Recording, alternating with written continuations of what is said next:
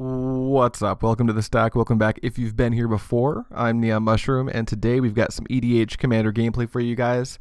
Today's going to be a fun one. We have a deck featured that you guys helped build on a live stream almost a week ago now. It's going to be Trigger's Zurgo Helmsmasher build. So there's going to be a link to that in the description if you guys want to see how the community kind of helped build this deck. And that's all you should need to know. So let's go ahead and take a look at who's playing, what they're playing, the opening hands they decided to keep, in addition to our normal upkeep stuff. As always, if you like this show or any of our other shows on YouTube, liking, sharing, and subscribing helps us out immensely. If you like our content and don't mind that extra mile, you can always support us over on Patreon, over at patreon.com/mtg the stack.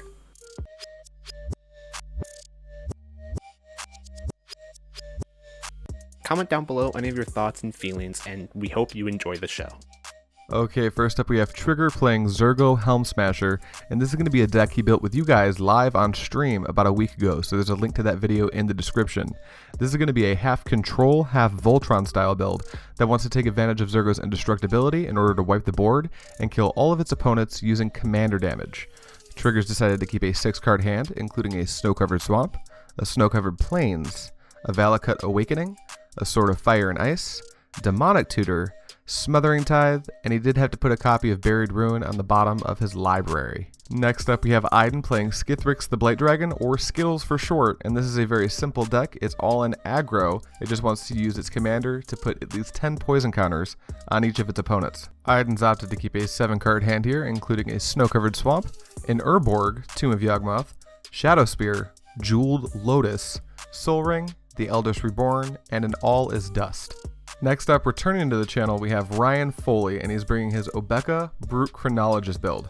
This is going to be a Value Town style build that wants to abuse Obeka's activated ability, which allows you to preemptively end the turn, in conjunction with cards from throughout Magic's history that are very powerful but normally have some type of downside on the end step. Foley had to mulligan down to 6 cards, so he keeps a Talisman of Indulgence, a Dramatic Reversal, a Lightning Greaves, a Swamp, a Mountain, a Blood Crypt, and the card he had to put on bottom was an Underworld Breach.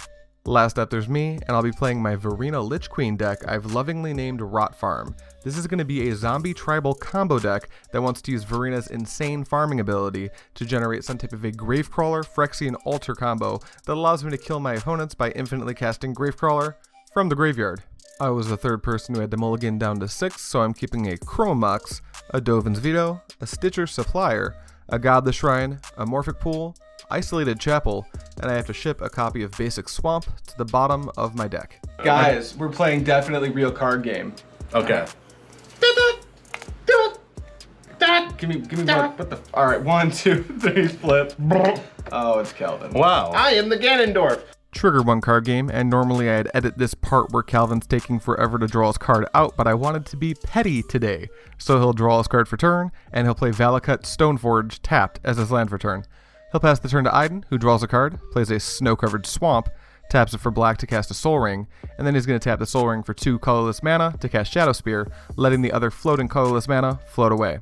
Foley will draw his card for turn, playing a Blood Crypt tapped as his land for turn. He'll pass to me, and I'll drop Morphic Pool as my land for turn. I'll tap it for black and cast Stitcher's Supplier. When it enters the battlefield, I will mill 3 cards, and with nothing else, I will pass the turn to Trigger, who will draw his card for turn and play a Snow-Covered Swamp as his land for turn. Then he's going to tap out in order to cast Demonic Tutor, which is going to allow him to search his library for a card, and in this case, he's going to get Mana Crypt because he somehow didn't have it in his opener. He's going to play it in order to avoid some counter magic from both Foley and myself, and then I'll pass the turn to Ajdin, who will draw a card, and drop Urborg as his land for turn. Then he's just going to drop a Jeweled Lotus, immediately cracking it for 3 black, and I'll tap Soul Ring in order to cast Skithiryx, the Blight Dragon. He won't give it haste in order to keep up Regenerate, and I'll pass the turn to Foley, who will draw and then untap. He'll play a basic Mountain as his land for turn, and then I'll tap for 2 in order to cast Talisman of Indulgence, and I'll just pass the turn to me. I'll draw my card for turn and shock in a Godless Shrine, and I'll head into combat, and I'll attack Ajdin with my Stitcher Supplier. He doesn't take the bait, he'll drop down to 39, so I'll play Chromox, exiling a Silence to it so it taps for white. Then I'll tap for 3 in order to cast a Cemetery Reaper, and with nothing else I will pass the turn, and on Trigger's upkeep he will trigger his Mana Crypt, and flip, He's going to get a heads, which is going to cause him to take 3 damage. He'll draw his card for turn and play a snow-covered plains as his land for turn. Then he's going to tap for 4 mana in order to cast the Abyss. All players bury one target non-artifact creature under their control, if they have any, during their upkeep. Perfect. They choose the target is destroyed. After that, he's going to pass the turn to Ajdin, who is informed he has to destroy one of his creatures, so he'll target Skithiryx and then regenerate Skithiryx. Then he's going to draw his card for turn and play another snow-covered swamp as his land for turn. With nothing else, he'll just pass to Foley, who will untap, drop a swamp of his own, and then he's going to tap for 2 mana in order to cast a Lightning Greaves. With nothing else, he'll just pass the turn to me, so I will untap and we will trigger the Abyss. I'm going to sacrifice Stitcher Supplier, which is going to have a trigger. I will mill 3 cards, and then I'll draw my card for turn. I'm going to go ahead and drop an Isolated Chapel as my land for turn, and then I'm going to get into combat and attack Trigger with my Cemetery Reaper. He has no block, so he's going to drop to 35. Then I'll tap for 4 to cast Varina, Lich Queen, and I will just pass the turn right back to Trigger. He will untap, then he has to flip for the Mana Crypt. This time he wins the trigger, so he's going to draw his card for turn, and then he's going to play a Reflecting Pool as his land for turn. After that, he's going to tap for 5 mana in order to cast his commander, Zurgo, Helmsmasher, and he's going to go straight into combat, attacking Ajdin for 7. Ajdin has no block, so he's going to drop down to 32 and 7 commander damage. Then Calvin will pass the turn to Ajdin. He's going to trigger the Abyss, and Ajdin's going to again regenerate his Skithiryx. He'll draw a card and play a snow-covered swamp as his land for turn, and pass the turn to Foley. Daddy needs a new island. Foley's going to draw for turn, and I don't think he drew the island because he's going to tap for red mana here, and he's going to cast Gamble. You're going to gamble for an island, right? Hold on, response. Response. Okay. Fuck you. In response to the gamble, Ajdin's going to cast Opposition Agent, allowing him to tutor the card from Foley's deck. He'll get a Cyclonic Rift. The worst part is, Foley still has to discard a card to the gamble, so we're going to pick a card at random, and it winds up being a Kiki Jiki. After that, he'll bin the gamble, play a basic swamp as his land for turn, and just pass the turn to me, and on my upkeep, we'll trigger the Abyss. I'm going to tap for 2 mana to activate Varina, exiling 2 lands and making a zombie token, and then I will sacrifice said zombie token to the Abyss. After that, I'll draw my card for turn and head straight into combat, turning both of my creatures sideways at Ajdin. I have 2 Varina triggers, so I'm going to gain 2 life and go to 40. Then I'll draw 2 cards, and then I have to discard 2 cards, which will be 2 lands. Ajdin's going to drop down to 25, taking 5 commander damage, and I'll play a basic island as my land for turn, passing the turn to Calvin. Goomba my Roomba, actually. Boop. My Goomba's not Roomba. He wins his Mana Crypt trigger, not taking any damage, and then he chooses to destroy Zurgo to the Abyss, but it's indestructible. Then I'll play Mana Confluence as his land for turn, and he's going to tap for some mana in order to cast Sword of Fire and Ice. This resolves, so he wants to tap for 2 more mana in order to equip it to his Zurgo, which also works, so he's going to head straight into combat and turn Zurgo sideways at Foley. When it connects, it triggers Sword of Fire and Ice, so he's going to use the 2 damage to shoot Opposition Agent, and then draw a card. With that, he'll pass the turn to Ajdin, who untaps, sacrifices his Skittles, and then he's going to draw a card for turn. He'll play another snow-covered swamp as his land for turn, and just pass the turn to Foley, who untaps, draws, and plays another mountain. After that, he has no further action, so at his end step, I'll activate Varina, exiling 2 cards to make a zombie token. Then I'm going to untap, and on my upkeep, we'll trigger the Abyss. I'll destroy the zombie token to the Abyss. I'll draw for turn, and then I'm going to head into combat and attack Trigger with both of my creatures.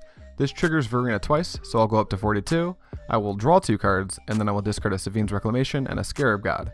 Trigger will drop to 28, and we'll pass the turn to him. He'll untap, flip a coin, and this time he's going to get heads, which is going to deal him 3 damage.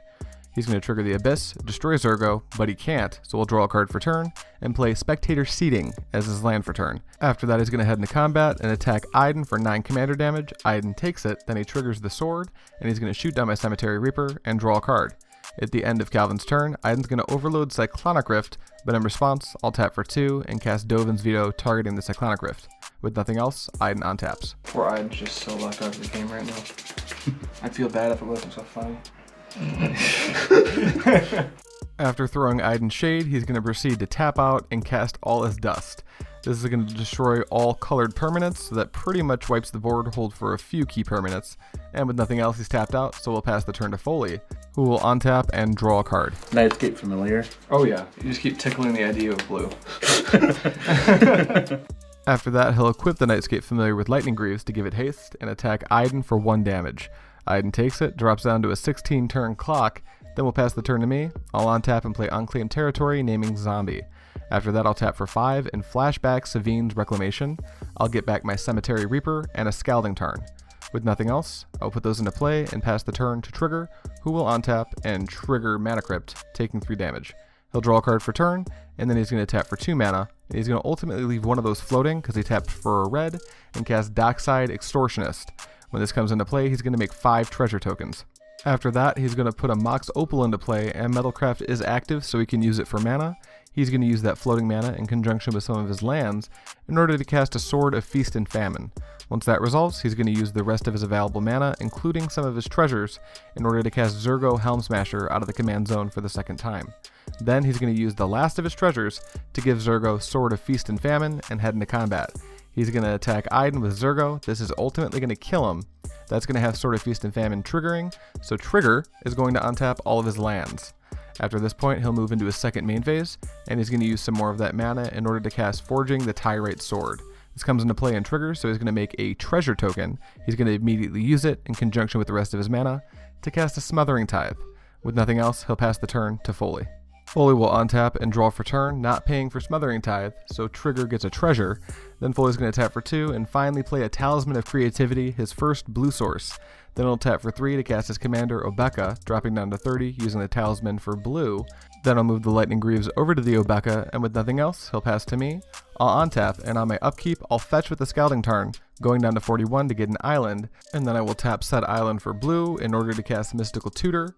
I'm going to search my library for an instant or sorcery. In this case, I'll get a Cyclonic Rift, and put it on top of my library. Then I'll go to draw for turn and draw the Cyclonic Rift, not paying for Smothering Tithe. I'll tap for some mana after that point and cast Diagraph Captain, and with nothing else, I will just pass the turn to Calvin, who has a Mana Crypt trigger on his upkeep. Would you like to end your turn? you don't want to take your Mana Crypt trigger, do you? You got me there. Goomba my Roomba. My Goomba's been Roomba'd. After that, he will trigger Forging the Tyrite Sword, on the wrong step, might I add, but it's okay, it doesn't really matter too much. He'll draw his card for turn, then he's going to use 2 of those treasures to equip Zurgo with Sword of Fire and Ice.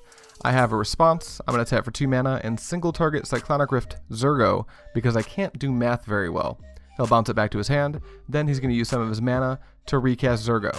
It's going to enter the battlefield. After that point, he'll tap for 2 mana to give Zurgo Sword of Feast and Famine. That resolves, so he'll use 2 more mana to give it Sword of Fire and Ice. At that point, he's going to play Prismatic Vista as his land for turn, immediately fetching, dropping down to 16 to go get a snow-covered mountain. And once that's in play, he's going to use the last of his available mana, tapping the mountain for red, and using the treasure to cast Ketis, Emberclaw Familiar. That was the last card in his hand, so we'll head into combat and attack Foley with his Zurgo. This is going to have Foley going down to 20 commander damage, and then it'll trigger both swords. Foley has to discard a card, Trigger will untap all of his lands, and then the Emberclaw Familiar will deal an additional 11 damage to me, and then he's going to trigger the sword, hitting me for 2, and drawing a card. With nothing else, he'll pass to Foley, who will draw a card, not paying for Smothering Tithe. Then in his first main phase, he'll tap for 2 and cast Arami of the Dead Tide. This is going to cause him to drop down to 18 because of the Talisman. He'll equip it with the Lightning Greaves, then he'll tap it to use its ability, exiling some cards from his graveyard, and he's going to Encore Kiki Jiki Mirror Breaker. Now he would get 2 copies, but it's legendary, so he has to sacrifice one of them. Then he heads into combat and attacks Trigger with all of his creatures. Trigger is going to block Obeka with his Dockside Extortionist, taking 3 from the remaining creatures, and with nothing else, Foley exiles the Kiki Jiki token and passes to me, and when I draw, I will not pay for Smothering Tithe. I'll head into combat, attacking Trigger with both of my creatures. He's going to block one of them, taking 3, dropping down to 10. Then in my second main phase, I'll tap for 6 and recast Varina Lich Queen. With nothing else, I'll pass the turn to Trigger. He will untap, and then flip for Mana Crypt. In this case, he is actually going to lose the trigger again, dropping down to 7.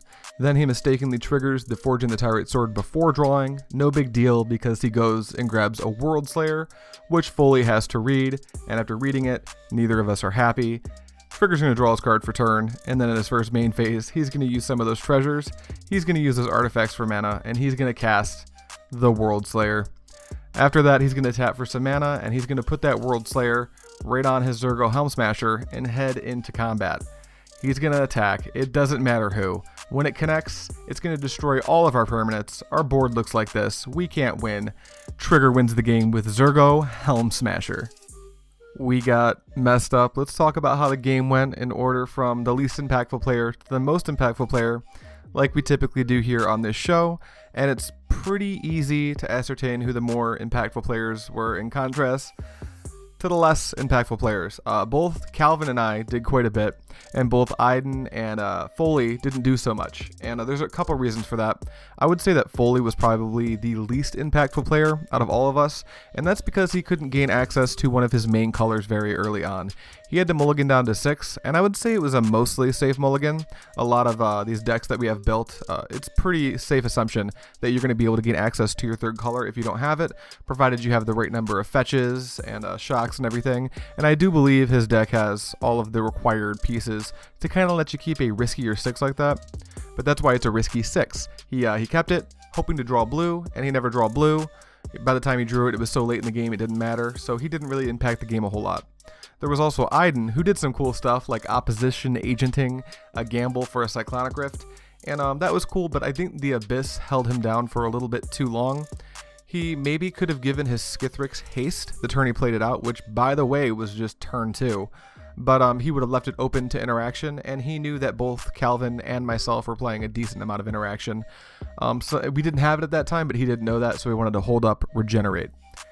He was kind of put out of the game basically because he couldn't do anything for like the first 3 turns. He was just regenerating Skithiryx, and that wasn't quite good enough.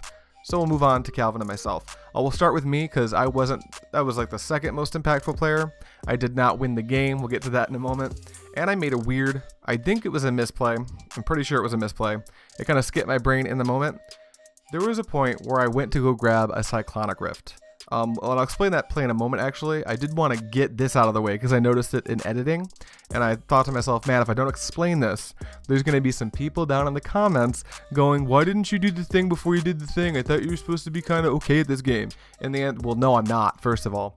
Second of all, why did I attack with my Cemetery Reaper and then play Varina on the turn after? I want to do like an entire episode on this pattern of play. But the reason is because of the available mana that was held up. I wanted to try to get someone to interact with me before casting my commander. In doing so, I have to attack first. I want to like provoke the interaction so my Varina sticks around. And at that point, I liked my hand so much, I wasn't super interested in drawing and discarding a card at that point. That's why I waited to cast the Varina for anyone who caught that. Back to the initial thing I was talking about, which was the Cyclonic Rift play. I mystical tutored for a Cyclonic Rift, which is kind of funny because I should have fetched in response to Foley putting Lightning Greaves on the Obeka. You didn't see it in the edit, but it was really funny. I just kind of glared at Foley because I realized that as I was about to fetch on his end step that he could just end the turn with my fetch on the stack, which would have been miserable. So we didn't do that.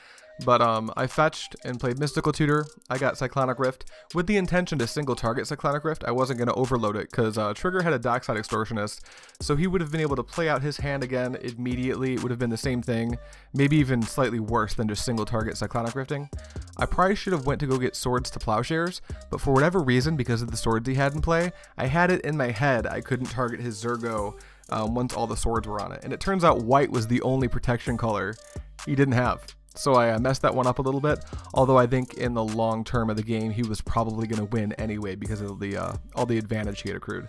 I did some cool stuff. I did the aggro stuff. I fielded my graveyard. It wasn't quite enough that game, and that's fine. The Rot Farm deck isn't tuned to be some crazy high power EDH deck. It's just supposed to be a cool deck building experiment.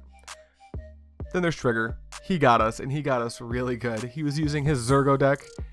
He did the Voltron thing, he did the attacky thing, he did the carefully playing thing. He counted his mana very well and utilized his mana to what I think was probably the best of his ability, and you could even say he optimally used his mana that game. He kind of threw us around a little bit. That Zurgo deck was actually really impressive. I know I meme on Mardu a little bit for like sucking really bad, and I'm usually right. This was a pretty cool Mardu deck, and I'm looking forward to seeing more of it. Calvin took the win. We got. World Slayer's a bad meme. I can't believe it happened on the channel, but I'm also glad there's a video with the World Slayer meme.